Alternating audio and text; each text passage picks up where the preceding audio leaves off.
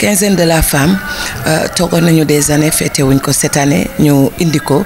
pour am tey ji chance su abriter journée départementale bi nga gis comme ni nga ko wax sunu naataango yi nekk ci département bi yépp mobiliser ñëw ànd ak ñun tey jii ñu àndandoo fêté ko ci kan parce que nuñ ko fêté moo di dañoo boole l'utile à l'agréable tey dañoo jaaree ci li nga xam ne moom lañu moom muy folklore bi ñuy wax faw mu am ci pour yëngal jigéen ñi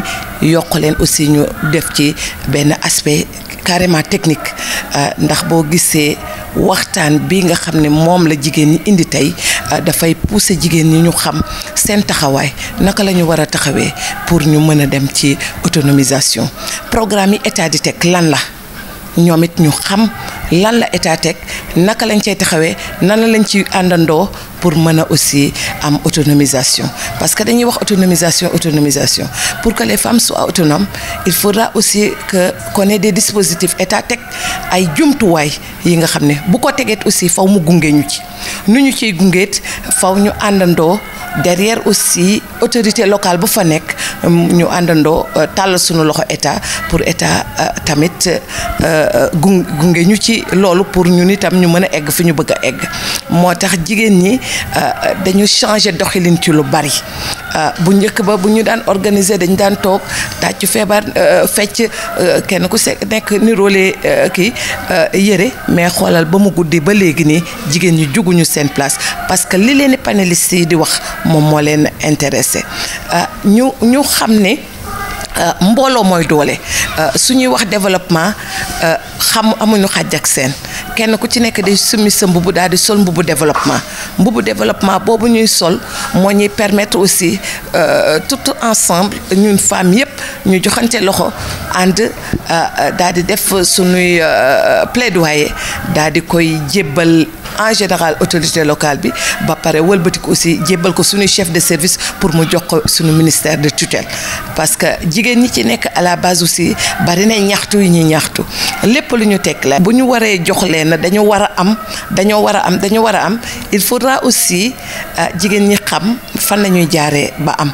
tey bu ñu waxee suuf gox bi nekk ni comme ni Pout dem leen da ngeen war a am ci suuf si alors que Pout acte 3 de la décentralisation accompagné wu ko pour Pout yaatu ndax dafa nekkoon communauté rurale wër ko tey jii communauté rurale yëpp dañu nekk ay commune kon acte 3 bi dafa war a séddale mbir mi mu yaatu ba nga xam ne kenn ku ci nekk ci sa commune war ngaa mën a jot suuf soo xam ni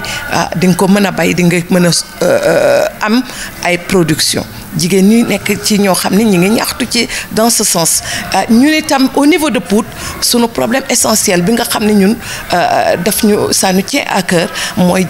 Pout dafa nekk zone boo xam ne dafa am fruits et légumes li ñu wër yëpp zone des Niayes ngi nii sunu wetit aussi fees dell ak ay légumes ak ay fruits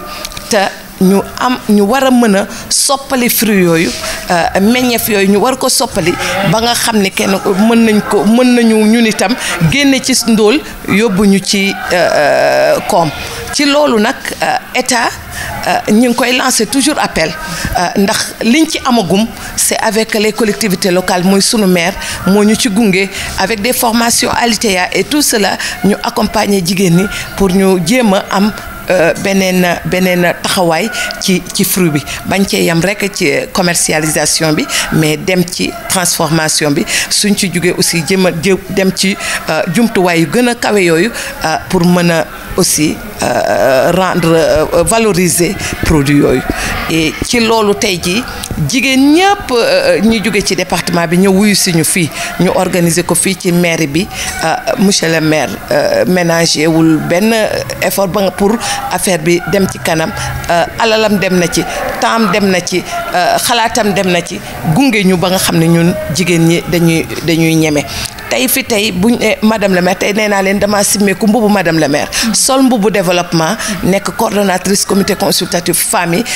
te sama devoir moo di képp kuy kuréelu bu organisé wu muy daayira muy GPF muy OF lépp ñu war leen a mën a dajale ci benn ëtt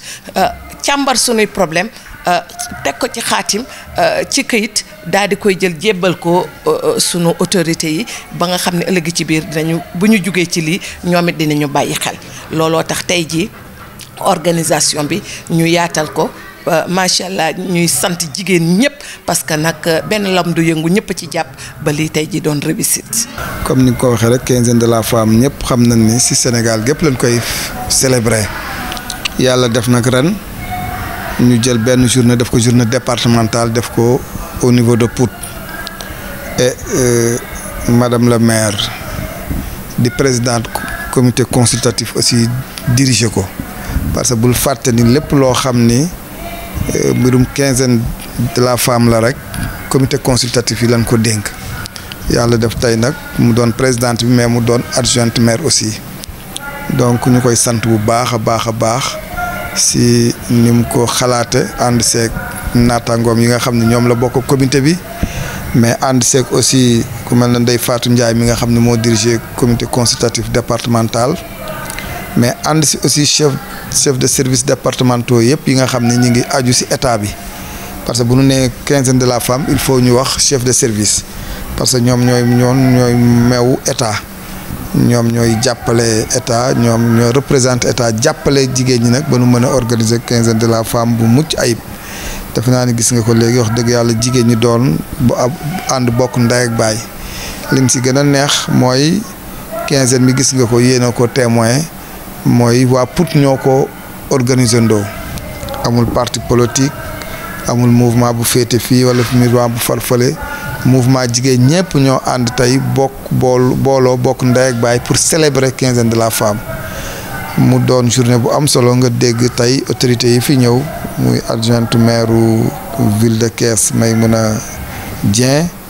ak ñeneen ñoo xam ne ñëw nañ fu fekk si ak sunu jigéen boobu Yaya Lydie au conseil des collectivités territoriales ak yeneen gan yoo xam ne ñëw nañu fekk si madame la maire fekk si présidente consultatif comité consultatif muy journée bu am solo ñu si kontaan bu baax ñun en tant que maire yàlla def ñu bokk liggéey bi di yëngatu si mbirum Pout di yëngatu si développement waaye aussi di yëngatu pour jigéen jëm kanam parce que mënuñoo def dara wala mënuñoo réussir dara sans jigéen ñi damay faral ni wax dëgg yàlla ñu am jàmbaar lañu ñu bëgg li ñuy def la mais ñu honnête lañu aussi ñu sincère lañu damay faral di daal jigéen ñi moom pour ku nu àndal jàppal ni mën nga am yaakaar si ay résultats yi nga xam ne moom ngay yaakaar sa la ngay def donc bu yàlla defee tey moom mu jiite ko nit ñi wuy si ko vraiment ñu def ay discours yu am solo ñu groupement de femmes yi nekk Pout ñëw présenter seen ay produits ñu indi ay panélistes yoo xam ne ñooy def vraiment conférence bi wax ci thème bi te thème boobu ñu jël di ko wax dafay amal njariñ jigéen ñi pour que ñu jëm kanam mënuñoo def rek lu dul kontaan ci rafetlu ko di ñaan yàlla vraiment ni ñu ko defee ren ñu defee ko ay ati at ci njiitam en tant que maire mais en tant que aussi comité consultatif en tout cas ñu ngi koy sant di ko gërëm di ko encourager di sant jigéen ñëpp di leen gërëm di leen encourager di leen wax ni incha allah bu booloo amee rek effectivement dafay yomb collectivité locale bi mën a jàpp ci liggéey bi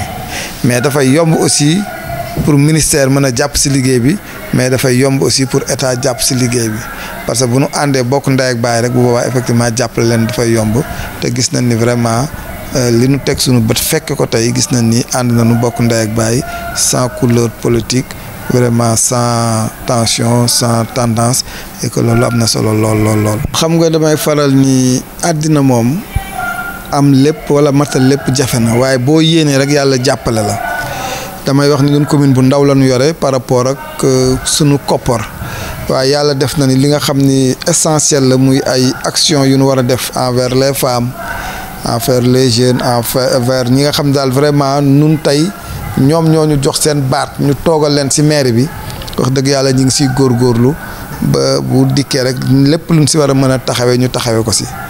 moo tax damay rafetlu bu baax thème bi nu jël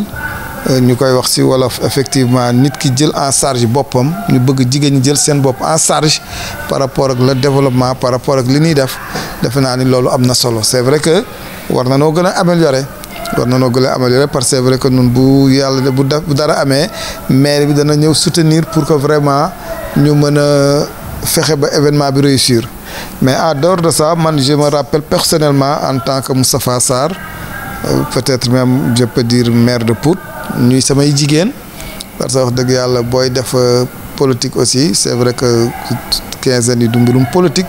mais nun mënuñu waxte duñu tudd politique mais yàlla dafa def ñuy samay jigéen ñoo xam ni dañ maa jàppale lool raison pour laquelle un jour j'ai dit que ni vraiment pour que bala ñu fee jóge ci mairie bi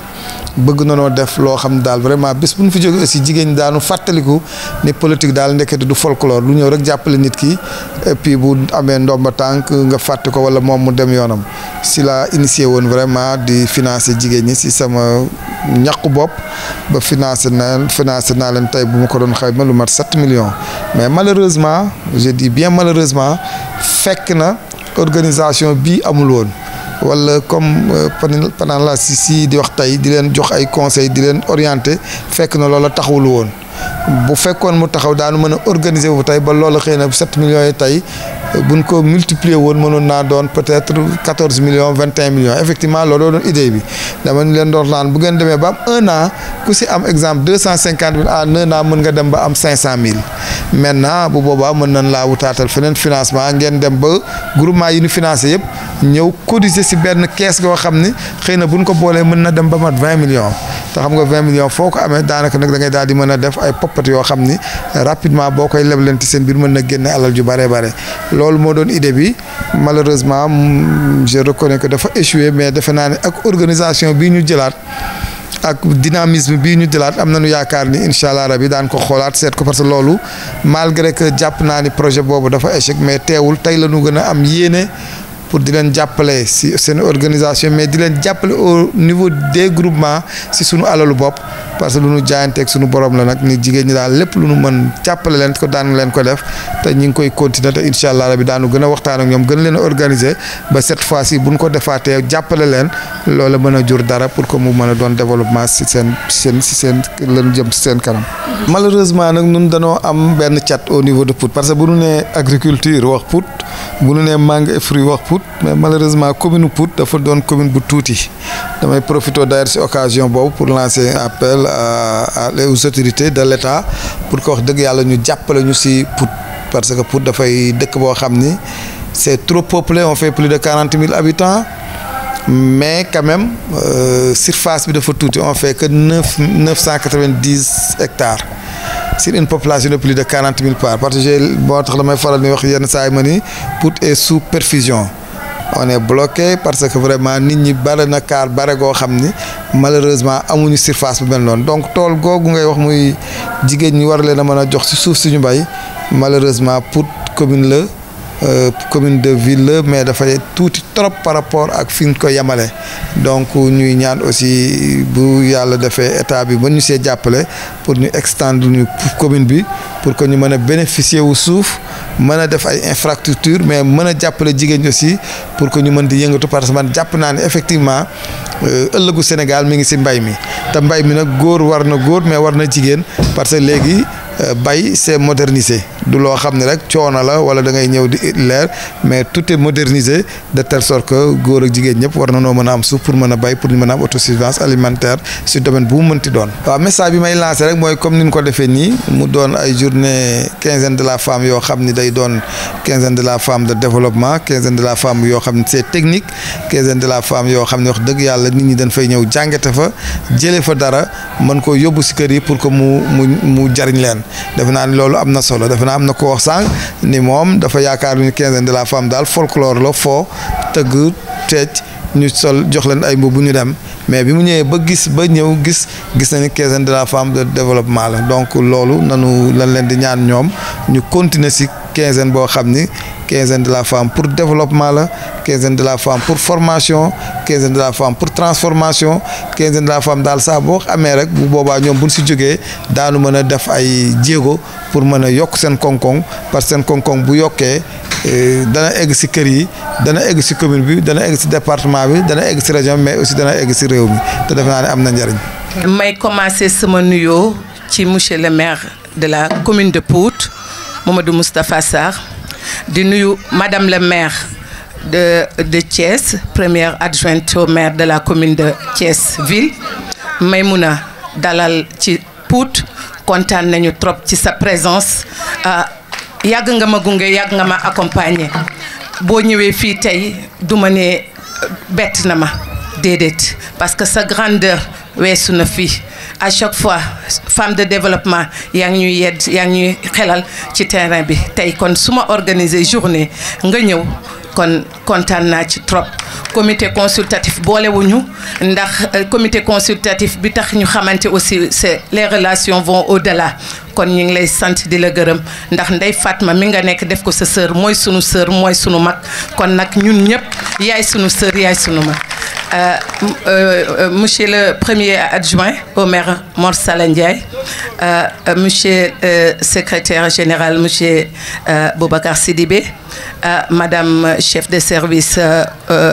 départemental madame Abifa,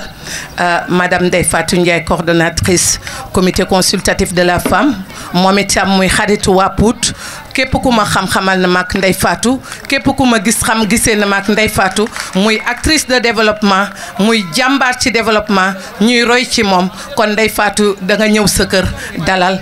jàmm ak salaam ci Pout. May nuyu aussi sama naataango comité consultatif yi jóge ci département bi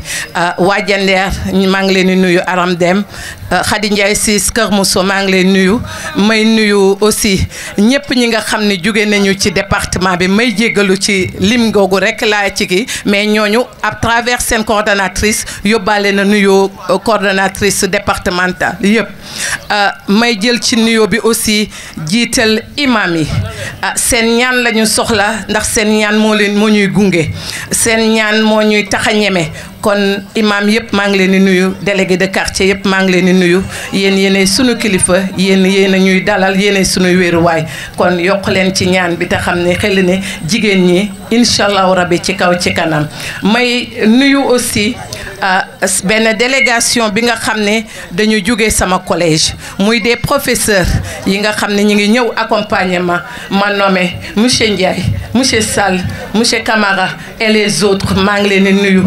di jël nuyoo bi di ko teg seen loxo yéen ñëpp. May nuyu honorable ñëw na léegi yeyaali au conseil elle est là muy sunu kilifa aussi ñu wax mu bàyyi tey activité bi mu am fële ci présidence ne ma jigéen il faut que ma ñëwal la kon yeeyaa dalal jàmm ak sa délégation merci nga dal jàmm.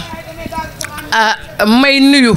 les responsables yi nga xam ni ñoo yor ay réseau au niveau de Pout yor ay kii bi ma nommé madame Diouf mi nga xam ne mi ngi yor réseau des femmes di accompagner femmes yi ci développement. May nuyu aussi organisation femmes yëpp ñi nga xam ne seen présidente teegu na ci may jël nuyoo bi di teg ci loxoy présidente bi mu daal di ñu koy joxal képp ki nga xam ne mbooloo mi ngi ñëw. May nuyu ñëpp képp koo xam ne jigéen nga dëkk Pout nga dëkk feneen ñëw tey jii ci journée bi maa ngi leen di nuyu di leen dalal di leen wax ne su ma jëlee kàddu du madame le maire tey jii mooy wax mais coordonnatrice comité consultatif de la femme mooy wax ak yéen tey. May jël nuyoo bi nga xam ne maa ko beral ko sama grande sœur je l'appelle toujours grande sœur ma bëgg nag ñaan mu ñëw fii à mes côtés dama koy ñaan muy Ndeye Fatma Seye ma ne nga ñëw fii à mes côtés pour ma wax waa Pout développement parce que tey jii c'est pas madame le maire qui parle c'est la femme de développement qui parle. su ma ko demandé mu ñëw fii pour 2 raisons moo tax dama ñëw nekk coordonnatrice comité consultatif en 2010 ñu egsi rek ñu war a def quinzaine de la femme Ndeye Fatma gunge ma ci développement gunge ma ci lépp Tata Moussa Ndour mais may waaj a ñëw ci ñoom su ma ko xamee mii nag moom c'est grâce à elle ndax jour boobu bi ñu paree dama ne ko grande sœur lu nit xàmmee néeg bu nekk lëndëmee ki la fa jiitu moo naan la lampe baa ngi nii te comme yaa ma jiitu ci yoon bi dama bëgg topp sa gannaaw ñu àndandoo liggéey pour l'intérêt de la commune de Pout mu ne ma boo ma ko waxul woon sax dinaa ñëw ci yow ànd ak yow liggéey boobu mi ngi fii teew journée yi bu ñu am wala leneen bu ñu am loo xam ne ci développement la dama ci échanger ak moom mu gunge ma ci ba mu baax kon nag bu ñu toogee fii en tant que coordonnatrice waxuma ko kon man sama wàllu bopp war naa xoolaat sama bopp ndax nit bu la defalee lu baax faw nga wax ko journée bi du temps du téléphone am du xalaatam amul lenn loo xam ne dina tax journée bi baax alalam sax jël na ko ci def ko ci pour journée bi baax chaque jour mu ne ma jigéen woowal ñëpp bul bàyyi kenn demal rajo communautaire képp kuy jigéen dañu ñëw ndax bisu jigéen ñi la ah ma koy ñaanal yàlla li nga xam ne mi ngi koy def ci développement yàlla na gis njariñam lépp li muy defal doomi Pout yàlla nga gis njariñam parce que nag ñun dara intéressé wuñu lulul booster développement Pout dem ca kanam bu ñuy dem ci ay quinzaine de la femme lii moo tax ñu dem a xool naka la ñuy demee wët suñuy plaidoyer jox ko suñuy autorité ñu jàppale jigéen ñi pour jigéen dem ca kanam. mbooloo mi ñu ngi leen di nuyu di jiital ci nuyoo bi monsieur le maire Moustapha Sarr di nuyu madame la maire Tane Maymouna Dieng di nuyu adjoint au maire sama papa ak adjointe au maire ma jigéen Derviche di nuyu suñu chef de service Abibatou Traoré di beral nuyoo honorable Yayali di nuyu coordonnatrice yi fi teew yëpp waaye may nuyu suñu càmmeñ yi fi teew yëpp waaye may nuyu tamit suñu panélistes yi di suñu ay yaay ndax Thiès moom wax dëgg yàlla suñu borom dafa dogal mu beral leen loxo ci wàllu développement lépp loo war a jëggaane ji feneen soo ñëwee Thiès rek mën nga ko faa am mën ngaa bañ a egg sax ci techniciens yi mais mën nga koo am ñoom ci femme de développement yi dinaa tudd Fatou Diassé mi nga xam ni moo yor SEDAF bu Thiès yaa musu ndog mi ànd ak Abibatou waaye suñu yaay Koura Ndiaye mi war a def léegi panel bi mu ni na wàdd mi nga xam ni ku wax wàllu wér-gi-yaram Thiès wala sax ci Sénégal wala nga tudd sage-femme xel yépp daj ci mu ni na ñuy wax tamit Moussa Ndour moom tamit kenn du wax wàllu xañ na PSE la ñuy wax léegi waaye bu njëkk gaspillage fu Moussa Ndour war a def thème ci gaspillage man dama doon jaral jëggaani dem toog déglu ko ndax xam-xam bu matale la ci am te moom lay génnee ñëpp di ko mën a jariñoo maire Maguette Fall tamit mu ngi ci seen wet kon daal lépp li ñu soxla mën nañoo wax ni département de Thiès ñëpp ñu ngi fi ñuy beral nuyoo nag ak cant waa Pout lii dafa am solo ñun suñu kàddu mënoon naa ñàkk li ma jigéen wax léegi nii mënoon nañ cee yem ndax nag li ëpp solo moo di déggoo moo di bennoo moo di ànd te yàlla rek tax te loolu lañ gis Pout ndax bu taxawee ci digg géew bi ni Ndeye Fatma Seye ñëwal ñun ba ñuy xam Ndeye Fatma Seye xamaguñu woon ma jigéen Derviche waaye ma jigéen ñëpp xam nañ ni rafetal boole yor pusoom di ñaw loolu rek laa xam ci ma jigéen Derviche damay ànd ak moom naw ko lool ndax jikkoom day wàcc dara jaale la ko yow topp ci sa gannaaw jiital la ca du la fa xasal li mu wax léegi dafa am ni Ndeye Fatou Ndiaye ku ma gis ma ku ko gis ko wante ma jigéen mën naa seede ni su ma doon jàpp góor pur du ma romb ma jigéen Derviche di wuti feneen ànd naag moom ba tey fu nekk ci béréb billaahi wallaahi taalaahi suñu nee càpp danaan sama mère Moustapha Sarr billaahi bu dee yaaw ak sa bàmmeel kenn du ko fekk kon cër boobu mu jox Moustapha Sarr moom la ko Moustapha delloo waaye ñu nit moom la ñu jox du tey laa Moussa taxaw fii mairie Pout di wax defe naa li ma fi ñëwati fi bari na lool lépp lu ñuy def danaan ma wool Moustapha ma woo Moustapha nangam dañ ko war a organiser ci département bi kon ma jigéen naw naa la lool fonk naa la lool te gënaat naa laa fonk tey ndax nii nga doxale thème bii nga xam ne moom la ñu génn jigéen ñi war ko déglu yóbbaale ko te am na loo xam ne suñu ko bàyyi muy dem jigéen ñi duñu am dara lu ñu yóbbaale moo tax dama leen ko ñaan dama leen ko ñaan rek parce que kàddu yi may wax kàddu sant la ak gërëm bébé franchement sant naa la lool waaye may wax Ndeye Fatou ndax ci kàddoom bébé boo defee lu bon dana jaaxal nit ñi waaye danaa leen xamal ni leen du def te waxuma suñu gisee ak suñu gisewul yépp ñi ngi jokkoo ci téléphone kon lépp loo xam ni jëf nañ ko ci quinzaine bi ak leneen lu jéggi quinzaine bi ñi ngi ciy jokkoo moom mi te bu ko neexoon du ko def kon ñu xam ni gis nga femme de développement rek la gis nga femme de développement warul sax sànni xeer moroomam non daf may jaaxal kon ana solidarité féminine bi fu ñu ko teg fële lañ ko teg dama ne nañ leen ànd te yàlla tax loolu mooy dëgg tey dama ni quinzaine bi xam nga lu ma gis jigéenu Pout rek muy benn jigéen rek bu taxaw man loolu laa bëgg a gis nañ teg fale politique bi amaluñu solo mais am na loo xam ne su jotee man damay bëgg jigéen ñi ñëpp nekk benn ñu nekk nag jiital suñu maire Moustapha Sarr kenn demul mu des Moustapha yaakaar naa ni bari na ay plaidoyer yoo xam ne damay ñëw sa bureau di wax ak yow te barke Mouhamed bu ñuy wax ci wàllu politique bokkuñu fuñ jëm mais man am na loo xam ne su jotee nee naa leen bu politique jotee dama koy def mais développement bu jotee dama koy def ba saf ba ñëpp xam ne développement naa te ku ma xam-xam ma ci waaye nag dinaa ko sant di ko gërëm te lu ma ko sant gërëm ko rek moo ko def loo xam ne tey soxlaa naa ko fa def plaidoyer ak relais yi wala dara bu ko deful à 100% it def na ko à 90%. waay tàccu leen loolu waay. dama ne dañoo dem ci wàllu dépistage ci 4 collectivités locales yi ku ci ne demandé woon naa la ne la jàppale ma mais moom ba ñu defee plaidoyer daf ma ni ñaata la ñu xool ko def plaidoyer ba na mun waree intégralement la génn budget bi jox ma. barke Mouhamed man duma waxantu. ku ma xam ku ne xam ne lu may bu dee dërëm rek maa koy liggéeyal sama bopp toujours nag maa ngi ci terrain bi bëgguma dërëmu nit boo may jox du ci politique du ci leneen man noonu laa mel waaye nag maa ngi sant ñëpp di gërëm ñëpp waaye nag dina am loo xam ne nag danaa ko wax. bébé ba ma la gërëmee ba tey gërëm Ndeye Fatou Ndiaye gërëm nag encadrement parce que am na ñu mu fi gis ñoo xam ne dama leen di nawloo parce que bi ñuy tàmbali nag mënuñu dara ñoom ñoo ñu tette. macha allah ñoo ñu tette bu baax a baax a baax kon encadrement kenn demul ngeen des lu ñu mën tey rek yéen ci ngeen bokk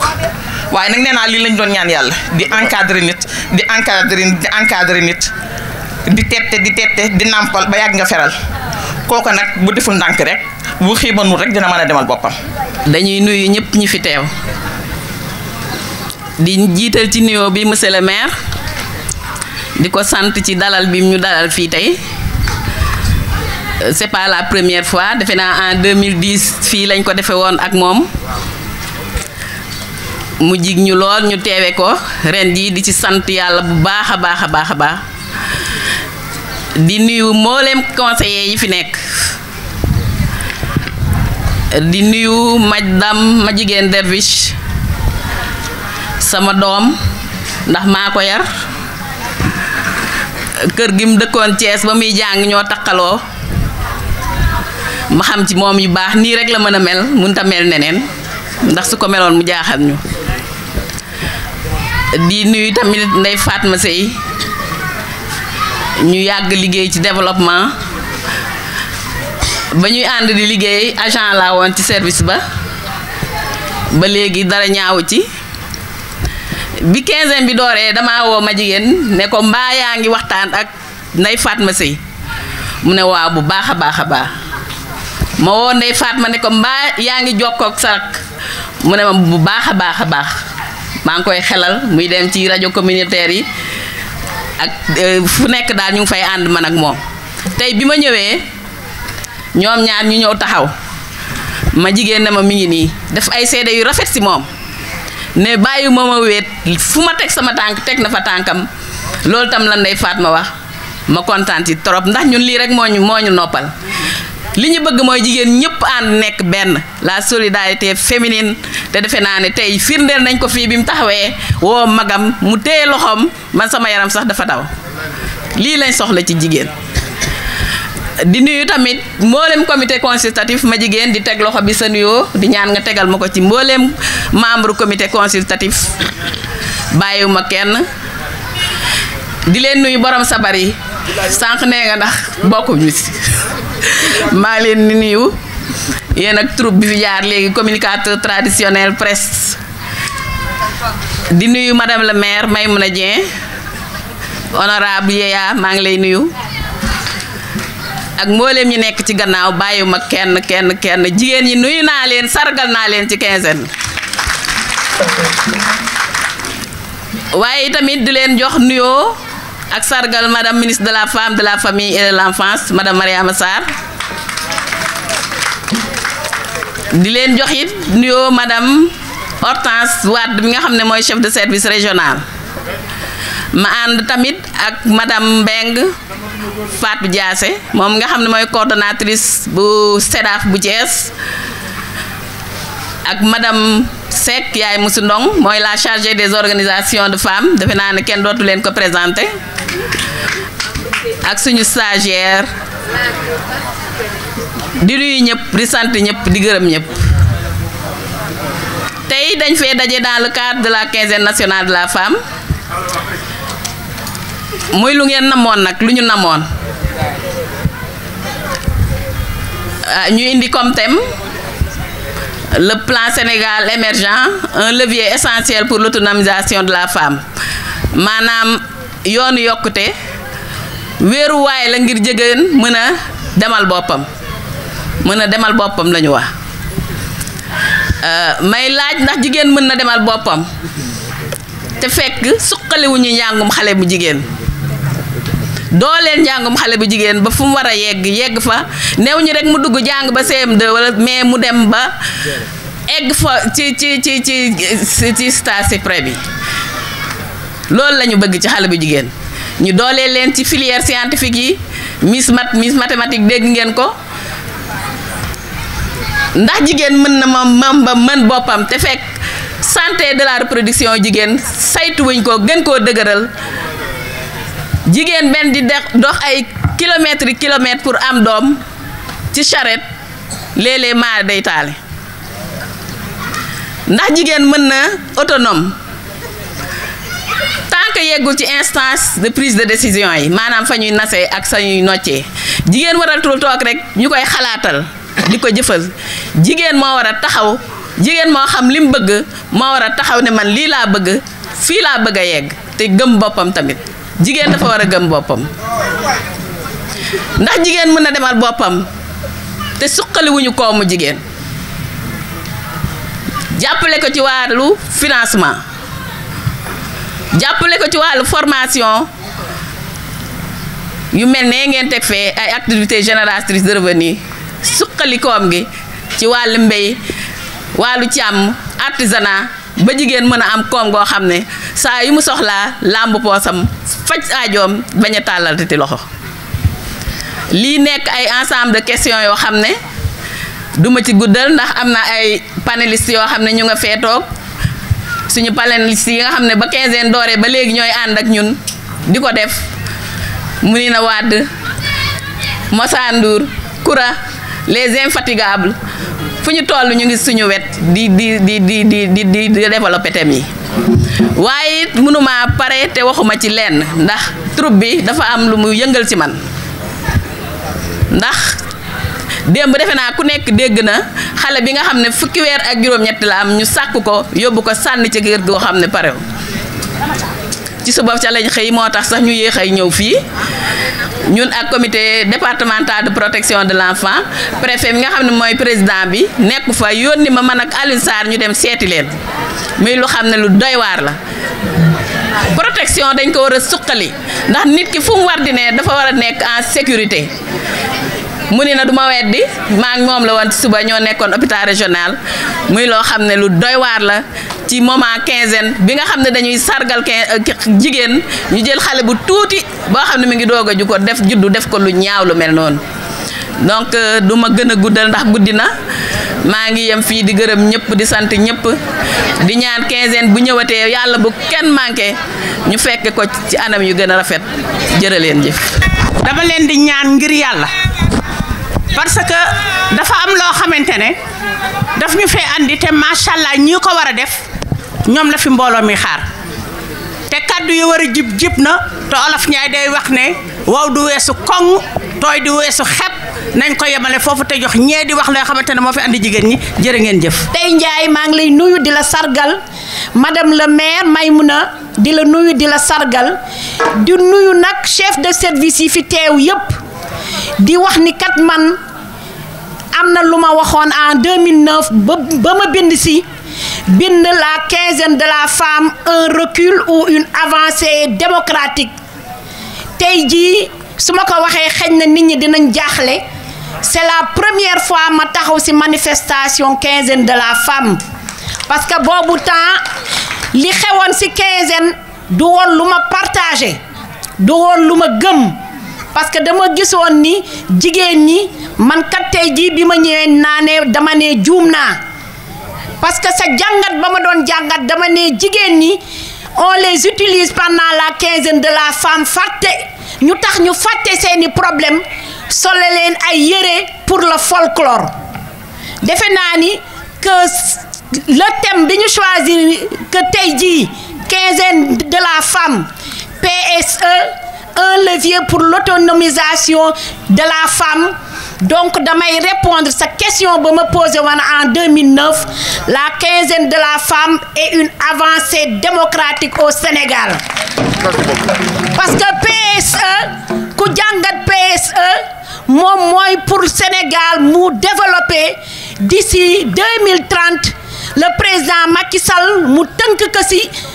document bi ñuy wax plan Sénégal émergent mu nekk 3 axes benn bi troisième axe bi mooy le capital humain ñuy jàngat li nga xam ni mooy tax que ñun jigéen ñi ak gune yi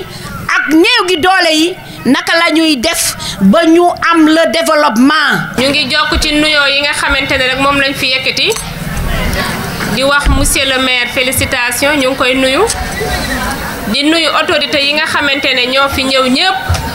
si ni ko ñi ma jiitu defee pour ñu bañ a guddal bu baax a baax ndax jigéen ñi am nañu yeneen yitte dañuy nuyu ñëpp di leen di sant waaye dañuy remercier nag ma jigéen Derviche dit bébé ma bëgg ñu tàccul ma ko bu baax a baax a baax a baax dañuy remercier ma jigéen ci invitation bi waaye dañ ci bëgg rek balaa ñoo sori ñu wax waa Pout ne man dama teel a agsi tey ba ma agsee bi nii ma tooge fii defe naa ne ñu bari défilé na ci fi nga xamante ne fa laa toogoon ku fa dugg bu la nee kii sama tata la suñu conseillère la am nga ay kàddu yu rafet yoo yëkkati teg ko ne moom la doxe fii ci Thiès ci Pout ñu rafetlu ko nag ndax bu ñu jógee Thiès nekk ak yaayam nekk ak ay nijaayam ca Thiès ñu nekk fa référence waaye nekk référence ci Sénégal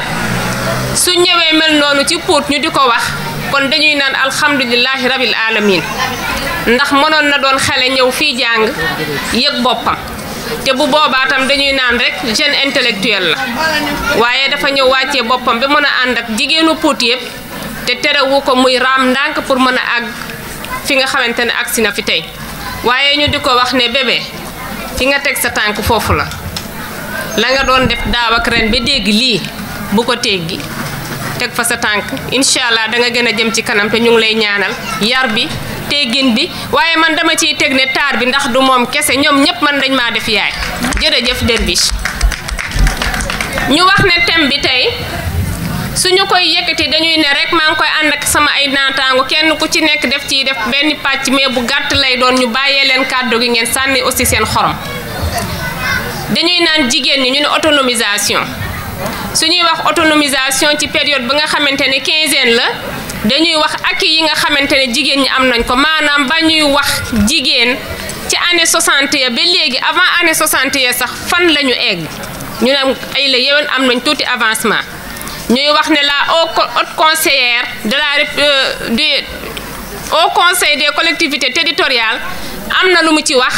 presque bu ñu yemoon foofu sax mën nañ ne xaj na tënk na thème bi ndax wax na ci PSE lu bëree bëri ci acquis yooyu bi ñu dawee ay at ñu amoon lu ñuy wax objectif des millénaires pour le développement dafa am yeneen yu ñëw ñu di ko wax objectif de développement durable objectif de développement durable yooyu dafa am 5 ponk yu nga xamante ne ci objectif yi ñu di ko wax objectif spécifique dafa jël rek tënk li nga xamante ne moom mooy yóbbu jigéen ca kanam mooy avancé loo jigéen mooy xeex ndool ñu lim yooyu limaat yi nga xamante ne moom la jigéen ñi war a def pour que loolu nga xamante ne moo leen di jëme kanam jëme réew mu nekk ci réew yu bokk ci Nations Unies mën fa egg ci loolu ñu wax ne autonomisation kon dañ koy tekki ne mooy lan autonomisation dafa nekk loo xamante ne bu ñu koy wax dañu ne danga war a investir maanaam jëf ci lu nga xamante ne mu ngi jëm ci loo xam ne sur le plan koom dina yokk nit ki dina yokk ku jigéen ki waaye dina xeex ndool dina fexe ba am law ci fépp waaye ñu wax ne kon dañ koy définir bu ñuy répondre question bi lan mooy autonomisation dañu koy jël rek Nations Unies ni mu ko définir dañuy naan mooy ki nga xamante ne fexe nga ba nga yëg sa bopp maanaam nga am sa dignité boo amee sa dignité aussi dañuy naan nga fexe ba mën a choisiral sa bopp mën ne man di lii laa bëgg mu doon loo xamante ne dafay sax waaye nga am droit ci li nga xamante ne mooy ressource mooy nga accéder ci lépp loo xamante ne mën na doon suuf mën na doon matériel mën na doon xaalis waaye mu doon aussi accès ci ay opportunité maanaam lu mel ni PSE nga man de accéder naa ci xam naa lan la mais mun doon aussi droit wu bi nga xam ne mën nga contrôler sa bopp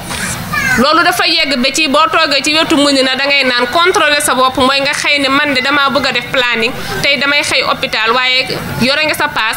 mën nga demal sa bopp hôpital mën nga jël décision boo xam ne soo dellu si waatee sa kër xaj na dangay renseigner rek wala nga informer mais mën nga defal sa bopp lépp li nga xamante ne soxla nga kon ñu wax ne kon autonomisation boobu dafa am solo mais ñun duñu ko tënk ci lu bëri parce que nee nañ leen dafa gudd ba pare mënoon nañ cee wax lu bëri dañuy naan rek jigéen ñi dañu di loo xamante ne ñoo gën a bëri ci askan te ñooñu ci lépp lu ñu bokkul loolu mën nañu wax ne mënta dem ndax mënoo jël benn xaaj boo xam ne moo ëpp nga ne du bokk ci dara nga yëkkati benn xaaj ba ne moom laa bëgg a doxale loolu mooy jigéen ñi ñoo ëpp ci askanu monde bi jigéen ñi ñoo ëpp ci Sénégal kon ku bëgg Sénégal dox fokk nga boole leen waaye am na lu ñu leen mën a boole loo xam ne jigéen mën na ne man gis naa sama bopp ci lii te lii su ma ci jàppee danaa mën a am autonomie bi nga xamante ne soxla naa ko muy autonomie économique d'abord autonomie économique boobu dafa am loo xamante ne tey dañu ko fi gis mu doon mandarga yi wane naan lii mooy yoonu bu mën a gaaw a jox jigéen autonomie muy lan muy mbéy bi dafa yaatu parce que mbéy moomu boo ko xoolee dafa jël lu bëree bëri loo xamante ne mën nañ ko ci def mooy li ñuy wax la chaîne de valeur fi ñuy béyee fi nga xamante ne dañu fa nekk di stocké maanaam dajale li ñu mbéy su ma ko waxee ci dëkku kaw yi en général damay naan dama leen di méngalee sama bopp bu góor ñi béyee jigéen ñi dañ koy dajale bu ñu dajalee danañ ko mën a jaayi su ñenn ñi jaayi ji am na ñoo xam dañ koy soppali mooy transformation bu ñu ko soppalee am na ñoo xam ne mën nañ ko jël ne dañu koy defaraat jaay ko ci biir dëkk bi mooy ñi nga xamante ne dañuy def commerce bi mu nekk secteur boo xam ne mën nañu wax secteur informel la mais secteur porteur la boo xam ne mën na yóbbu Sénégal fu soree sori ndax boo béyee stocké ko mën ko conserver wala nga mën ko jaay wala nga mën ko transformer mën ko jaayi ci biir réew mi ñu dunde ko wala nga mën ko jaayi mu jéggaani bitim réew indi koom bi gën a yokk ci Sénégal loolu dana nekk loo xam ne contribution bu am solo lay doon bu jigéen ñi def waaye dafa am ay pàq-pàq mu di ko wax contrainte yoo nga xamante ne loolu mooy tënk jigéen bi ba même su ci doon dugg tey dafay am problème pour mën a am épanouissement bi ñu ciy wax bu gaaw mooy autonomisation bi nga xamante ne séntu nañ ko ci benn bi mooy jigéen ñi dañu bokkul d'abord ci instance yi nga xam dañ fay dogale loolu ci danañ ci ñëwaat ci kanam tuuti bu ñu waxee autonomisation politique waaye jigéen ñi amuñu aussi suuf kon loolu suñu ko defee dina permettre jigéen ñi nekk partout dans l'horticulture dans le maraîchage dans la transformation des produits halieutiques ñooñu am doole mën a liggéey loo xam ne dafay jéggi frontières yi autonomisation boobu nag mooy permettre tey ci parité bii ñu am autonomisation boobu mooy permettre parité bii ñu dugg nekk parité boo xamante ne bu réussir lay doon ndax autonomisation économique moo mën a jàppale femme bi mu am doole fa mu ne mën a def lu moromu góoram di def ci femme yi def ko ci góor ñi pour que mu mën a accéder à un poste de responsabilité benn exemple rek laa leen di jox tey suñu falee collectivité locale bi bu demee ba fal conseil